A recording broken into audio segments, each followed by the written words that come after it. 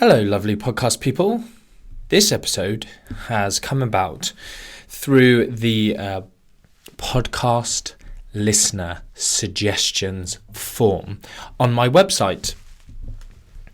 And it's an amalgamation of numerous different questions that were asked all along a similar topic. And because of the time of year it is, it's the perfect situation. So I'm not actually going to answer them in a kind of play-by-play fashion, because it's part of this bigger topic which I'm going to call something like how to become a fully qualified insurable nutritionist.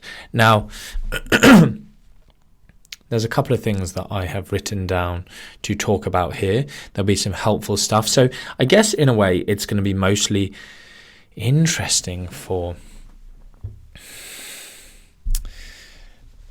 I guess in a way it's like you could be a non-practitioner, you could be a career changer, but do you know what? It could be useful for anyone. Some of you might be interesting for you as a parent who has a child going into the world of work. It could be interesting for you as a personal trainer who wants to specialize more in nutrition. And the types of questions I've had, I'll just read a few. What advice would you give to people entering the working world of nutrition? Is Mac Nutrition a good course? Should say Mac Nutrition Uni or MNU. Is MNU a good course to take after becoming qualified? So I guess this is someone who's gone to university to study nutrition, to build on current knowledge. Could you get a job after completing your course? My course. The other tutors would not be happy about that. But anyway, even if it's the first time for an individual entering the nutrition world and no previous knowledge other than your course being completed. So I've actually, I've gone to the liberty of just copy and pasting a couple of testimonials from people where that's happened to give you an idea. You can obviously visit the Mac Nutrition Uni website to kind of look into those more. Do you recommend work experience or shadowing? Why do you think your course is the best?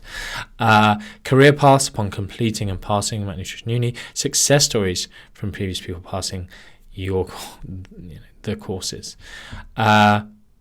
So those are just a few. There's other ones actually that I'm going to talk about specifically later. But that just gives you a bit of an idea of why this has come about. Mac Nutrition Uni enrollments are this year, in whatever year this is, 2021, start on the 10th of August. Every year Mac Nutrition Uni starts in September. That's our yearly intake start month. So on this topic of how do you become a fully qualified insurable nutritionist, it's a funny one because the term, this is country dependent actually for a start. So you've got, and even state dependent, places like America and Canada that have different states, the rules are different. Literally you just jump over a border and you can no longer do your profession. It's kind of crazy. Minnesota, I believe. Is that a state? Yeah, we'll go with that. Tennessee. Those are two that we kind of have talked to MNU students, graduates in those places about kind of their options and what they can do.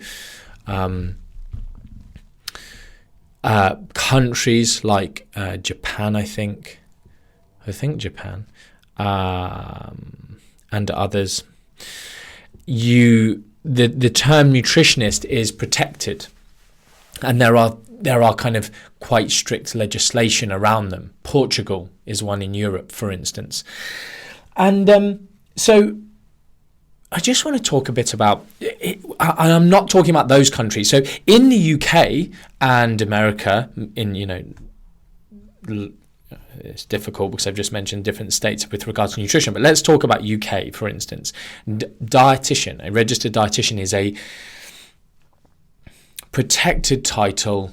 It's a very specific title and that allows you to do a very specific thing, and mostly that's to work in hospitals. But before every MNU intake I do this email where it basically goes, if you want to work with people in hospitals, if you want to become a cancer specialist practitioner with regards to nutrition, you need to go to university to do dietetics. That is the be all and end all of your situation. And there are other roles within hospitals with regards to nutrition, but realistically, you're talking about dietitians.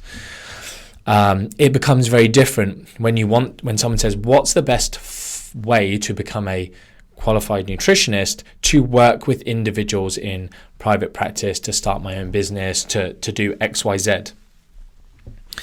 And this is the problem, and why the term kind of nutritionist does get some criticism, because you can do any online course, online certification, like some of even M&U's competitors, if you can call them that, and call yourself a nutritionist and be completely incompetent, and it's a joke. And realistically, when people are jealous of the success of Mac Nutrition Uni, or really are, I don't know if the word is jealous, they are, what's the word I'm looking for? They feel made inadequate, they feel fearful, they feel, what's the word I'm looking for? Goodness. Challenged? It'll come to me later. Anyway, made inadequate. I don't know what the word I'm looking for. My goodness, it's on the tip of my tongue. Anyway, someone who's, for instance, gone to university, studied for 3-4 whatever years, and is like, I spent all this money and time, and I'm a nutritionist, and you're not the same as me. It can be, M&U's a Mickey Mouse course. It's anyone can do an online certification, which anyone who's done M&U, anyone who knows a lot about it, knows it's not true. Really, it's probably harder to fail a degree. You can get 60% of the answers wrong during your whole degree and still get given a degree, because the pass mark is it 40%, or is it 40% in the first year? No, it's 40% every year, is it? Anyway. Even then, even if it's not, it's 50%. I think my master's was 50% pass mark. It's crazy, isn't it? So, where was I? So, let's discuss this. You've got this situation of, I want to become a registered nutritionist. Now, this is something I went away and just so that I could be completely factual in what I was talking about here, because it's going to trigger people. I spoke about this today. People are going to hear this and they're going to feel attacked. And it's unfortunate, because I have nothing against registered nutritionists or people who have done these, because, and this is the problem, is people almost get a title and then I belong to this group of people and I will defend them, and anything you say bad about those people, you're wrong. And they just lose any ability to think critically. They lose their ability really to do anything good or inspire change.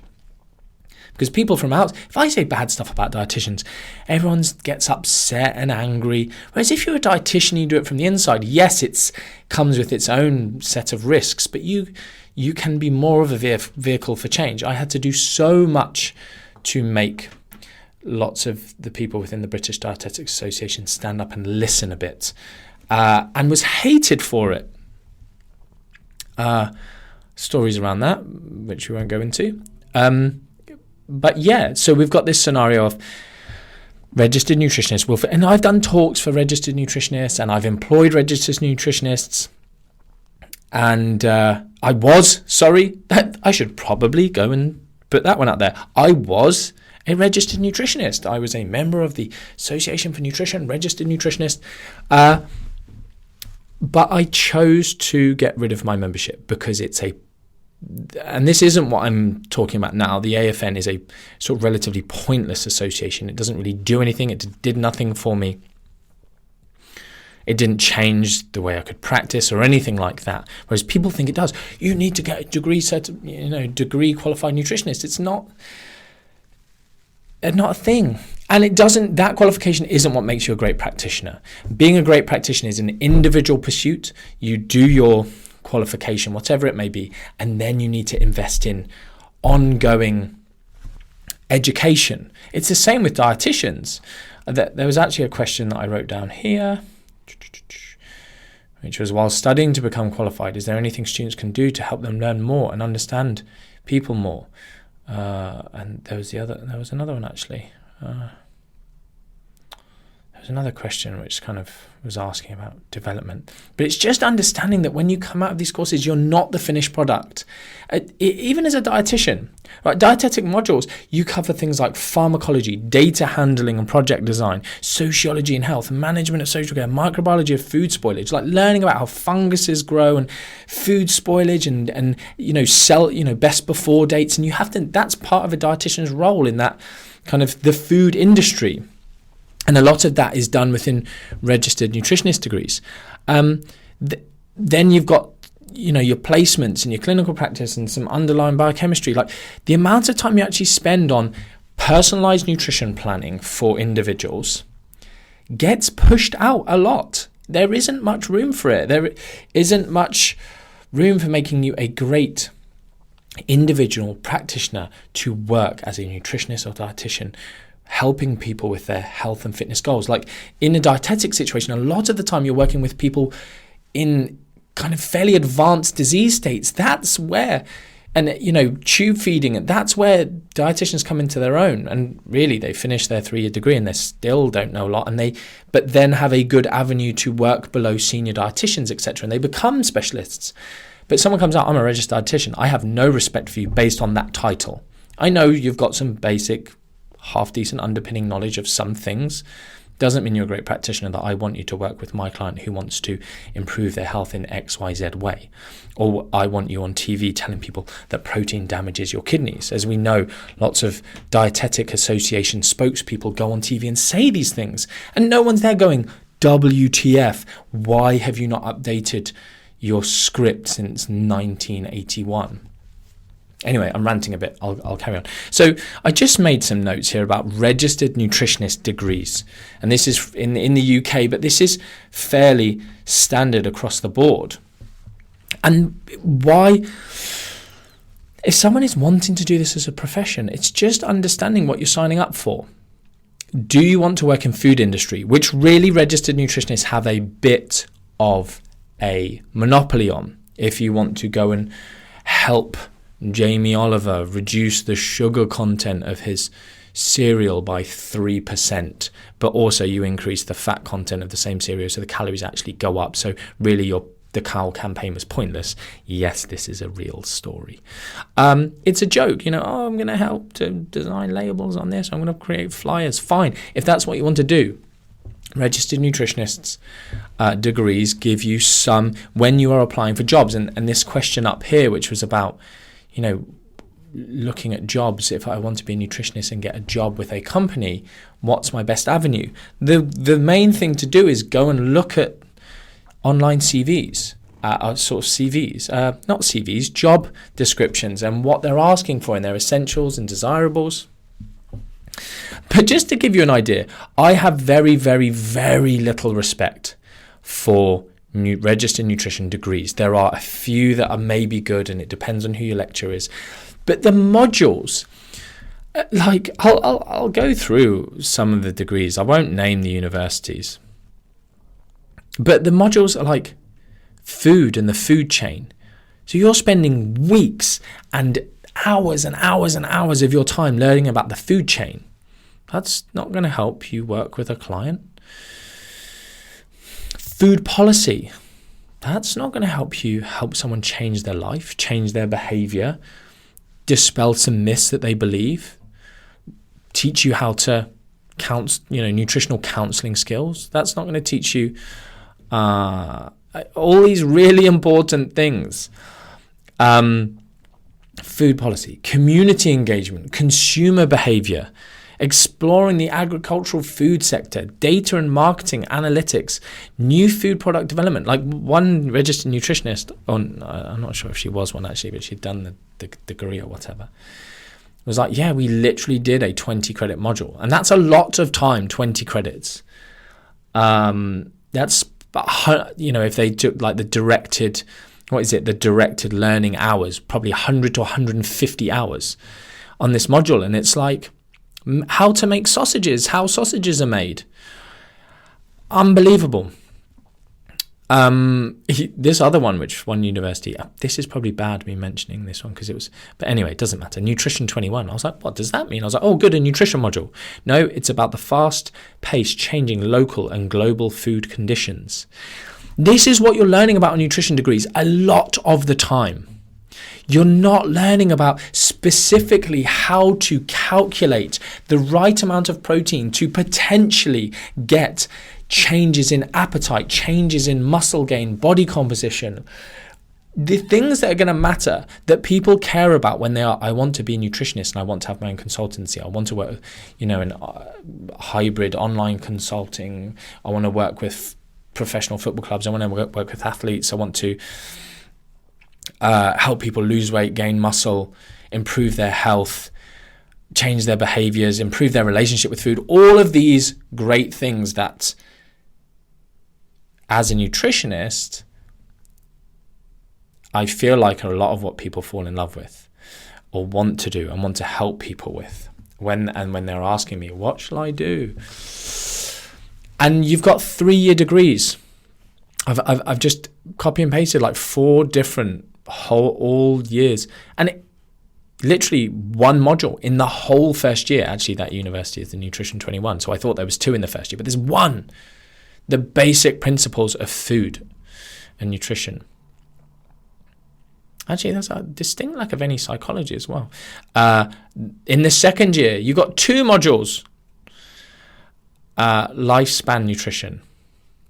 I'm not sure how much I should be saying this. Anyway, 3rd year, nothing. 4th year, 3rd year placement, which again, 4th year, like you literally might go in and just work in a sausage factory, for instance, and then 4th year, 1 module, nutrition in health and disease. That one might be quite good. 4 years, 40, 50, 60,000 pounds of debt later. Anyway, whatever. I didn't highlight in anyone in that one. This one, oh my goodness, really? Wow, nothing. Okay, they do some behavior change in the 4th year. Geez, I thought they didn't do any nutrition. This one module in the first year, introduction to nutrition. 2 modules, nutrition for physical activity, nutrition and health in the 2nd year. 2 modules in the 3rd year. Now, this is the problem, right? People saying, I see this on Facebook. I'm thinking of, I want to become a nutritionist. What shall I do? Loads of people. MNU, do Mac Nutrition Uni. It's amazing. Do a degree. You need to do a degree. Why are you doing that? Blah, blah, blah. With no concept. If I said to them, all right, what do you learn on a degree? It's not giving you any greater, with Mac Nutrition Uni, we have prerequisites now. So yes, people need to have some prior experience in nutrition. It's, and we help them get that. And one of the main reasons I introduced that was because I didn't want people suddenly having this life epiphany that they wanted to nutrition and just doing MNU. I wanted them to have this exposure to nutrition. It's more the exposure. That's why some of our prerequisites aren't necessarily great from a content point of view, but even sometimes being taught wrong stuff. Then when they come into Mac Nutrition Uni and they've learned the right stuff, they get this more holistic, rounded view of nutrition, insights into what people are saying, greater ability to then disseminate that information to clients and others. But again, do Mac Nutrition Uni. We now have bespoke insurance policies in 30 different countries across the world. You're not just a personal trainer giving some nutrition advice like some courses. I've sort of taken a few words from some of our policies. Provide nutrition consultancy services, assess clients' food and nutrient intake, address their health and fitness goals, subsequently design personalized nutrition interventions with a myriad of different methods, including meal plans, blah, blah, blah, blah. That's what you're insured to do as an MNU certified nutritionist. This is what we're teaching people, the evidence-based methods to do. So this is becoming a bit silly, sorry, but I just want to get this across of like, read all these questions that I'm getting that I said at the beginning of the podcast. Why do you think your course is the best? Well, there you go. That's why. Go and look what we cover and what we teach in a year. Constant nutrition, behavior change, understanding, and weaved within all of those different lectures, I'm not going to go into it. Weaved within it, there's how to talk to the client about those things. So it's just constant. You're taught by real practitioners who have done the jobs that you want to do. Anyway, where was I? I'm going to talk to you. I've copy and pasted a few testimonials, right? Because there's those questions earlier. And you can just go on macnutritionuni.com, whatever, /testimonials or student, graduate. So what do our graduates think? What was that noise? My application was successful, and they commented in their acceptance letter that it was because I had done M&U. This is someone getting a job. I now recently attained a job as a resident nutritionist for a global supplement manufacturing company. This is someone who just done M&U. You now have an M&U student working as a nutritionist at Europe's leading health store. The senior nutritionist hired me on the basis of M&U. Thank you so much, Martin, for everything you've taught me. Cannot thank you enough. Met with the CEO and head of fitness. My mind was blown. They've shown an interest in me today, and was just told I'll be meeting the head of marketing soon. No matter how this turns out, it's been an amazing experience, and it all started because the head of nutrition saw that I was doing M&U. Again, in terms of, people say, is M&U recognized? It's like, it's being recognized globally. Look at the people who endorse the course. Look at what people, and this is why, some people get upset, like, Martin, you do so much social media. Do you not think you should be supporting your students? Like, I support our students all the time in private, and all of the other tutors do 365 days a year.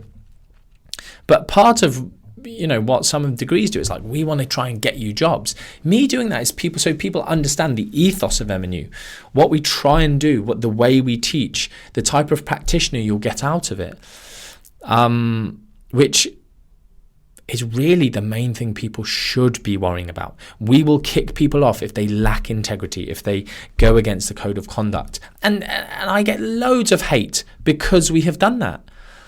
And I don't like that, but I put up with it because it's the right and moral thing to do. We won't allow graduates who sell MLM products, and use methods that are, there's dietitians and registered nutritionists out there using all sorts of gimmicky food intolerance testing and DNA diets. Who's policing them? No one, because these other organizations don't care about that. It's not part of their mission statement. If anyone asks whether M&U will be any good for a career in Asia, you can tell them that I was approached and employed by a high-end company in Hong Kong because I'm doing M&U. Another person, I have been contacted by a strength and conditioning gym that's very successful here in Dublin, and they have asked me to come on board as their in-house nutritionist. I'm equally shocked and honoured that M&U opened these doors for me. After Mac Nutrition Uni, I started working with an evidence-based company. They hired me simply because of the fact that I had graduated from M&U. They already hold M&U in high regard.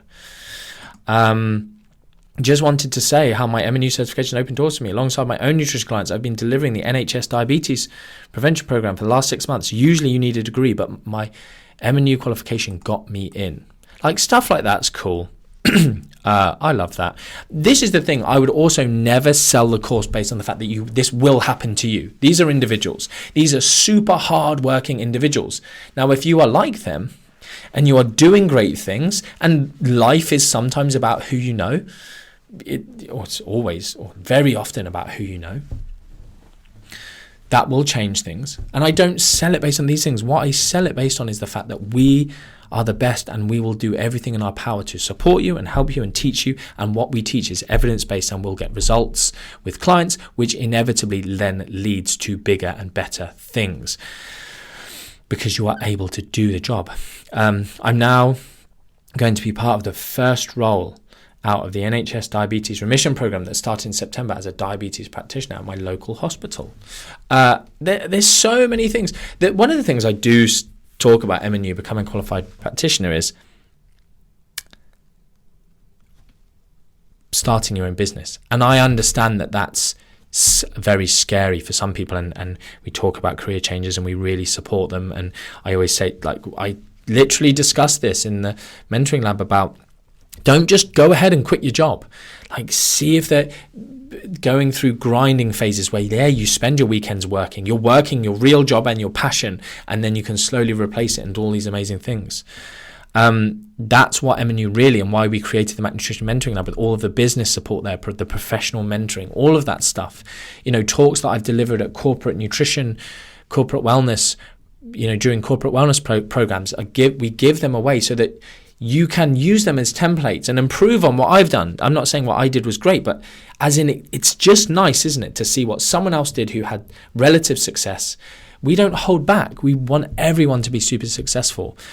Not selling crappy, generic plans on the internet like some people do.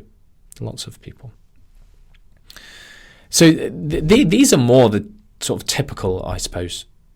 Anyway, maybe not. I would say typical. It's obviously based on the individual and how hard they work. So I always want to put that. It's not taking away, and I'm not guaranteeing, but this is the type of thing. Coming out of M&U and setting up a business has been a crazy, amazing experience. I'm proud to say that within 6 months of finishing M&U, my books are now full and I'm at absolute capacity. That's one of our graduates in Australia. Through the last lockdown, using a lot of what M&U has already taught me, my business exploded. I quit my 14-year career in financial services this time last year. I was a financial advisor, high net worth clients. Had I not had the tools and support from M&U, my business wouldn't be the success it is today. So I can't thank you enough. It's never been about the money, but I'm making more now than I was as a financial advisor. That's cool. It's not about the money for lots of people. But it's nice to have financial freedom or some financial health. I talk a lot about this. It's not something that I prioritize well enough in my early career because I didn't like those who seemed to care about money, and I almost did myself a disservice, cut my nose off to spite my face because of that. I just wanted to let you know that I've been working crazy hard on my new coaching program.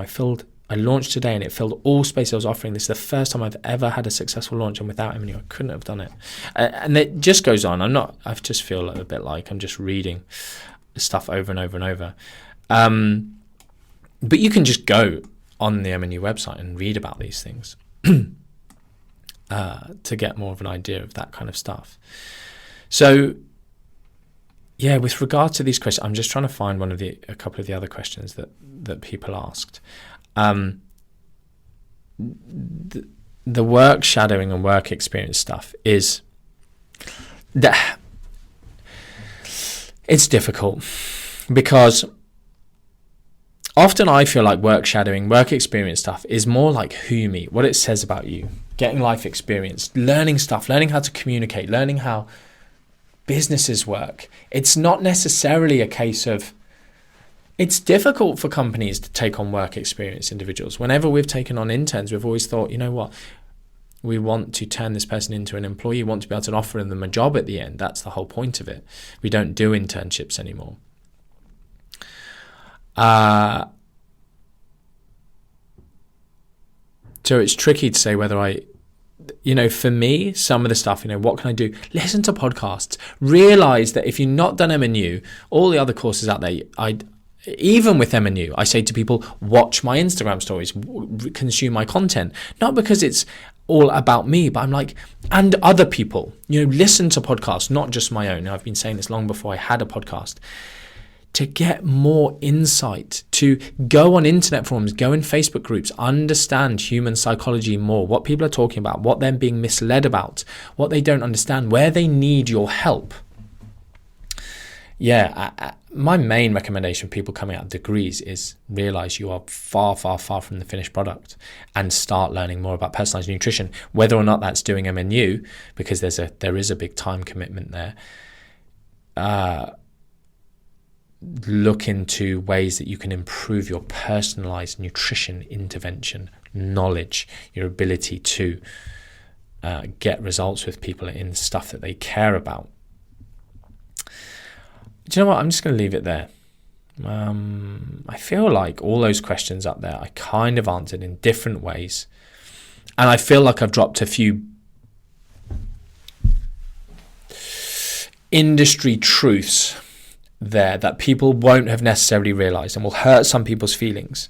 And, the people that we've used that are registered nutritionists and registered dietitians, they're specialists because they've spent years and years getting really good at different things. The emotional eating side of things, the mindful eating side of things, the sports performance side of things. They didn't finish a course amazing at those. Their degree in dietetics or nutrition or whatever. They specialize, they continue to build their own knowledge on those things. Right. Not too much humour. Soz. Just remember another thing I was going to talk about, but I won't. I'll leave it there. Much love. Any questions on top of this? As I said, Matt Nutrition Uni, 10th of August, enrollments are starting. It's going to be our biggest intake ever, is my guess. If you want a spot, I hope you get it. I'm buzzed about it. And do you know what? I'll also say this. 27th of November, this year, 2021, Nottingham. It's our first big live event in for what feels like forever. Be there. We've already confirmed one cool speaker. One person who I really wanted to speak has just said they can't. Their life situation has changed. I'm gutted. That would have been super cool. So maybe we'll get them back for 2022. So hopefully I've got someone to replace them. The other two, just waiting for them to confirm. It's going to be class. Such a good event. So good. The social side of it's always amazing. 27th of November, Nottingham. Be there. Make it bigger than ever. I think we've already got, because people bought tickets for previous events, I think there's already like 300 people with tickets. I think our max capacity is like maybe 500. I'm not 100% sure. Maybe it's less than that. It depends on seating plans. Anyway, much love. Please be there. It'd be so cool. Love meeting new people. And until next time. Don't know what the next podcast will be, but I bet it'll be a good one. Much love.